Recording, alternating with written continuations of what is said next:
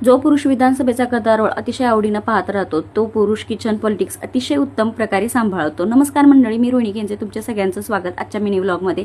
आज आहे गुरुपौर्णिमा आणि गुरुपौर्णिमेच्या तुम्हाला सगळ्यांना शुभेच्छा। तर प्रत्येकाच्या आयुष्यात एकतर गुरु असतोच। माझ्या सुद्धा आयुष्यात माझ्या आई वडिलांच्या नंतर श्री स्वामी समर्थ महाराज माझे गुरुपद आहेत।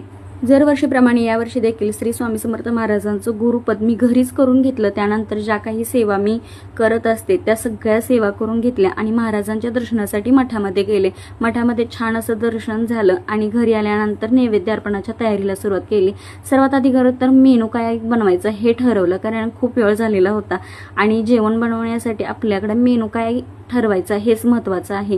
तर सर्वात आधी मी इथे डाळ भाताचा कुकर लावला, त्यानंतर भाजीची तयारीला सुरुवात केली। अख्खा मसूरची भाजी मी बनवायला सुरुवात केली आणि चपाती आणि खीर एवढंच मी जेवणाच्या मेनूमध्ये सुरुवातीला बनवायला सुरुवात केली। त्यानंतर नैवेद्य बनवून झाल्यानंतर सगळा किचन ओटा आवरून घेतला, कारण नैवेद्य अर्पण करायचं आहे तर सगळीकडे क्लिनिंग असणं महत्त्वाचं आहे। प्रत्येकाच्या आयुष्यात एकतर गुरु असलाच पाहिजे आध्यात्मिक दृष्टिकोनातून।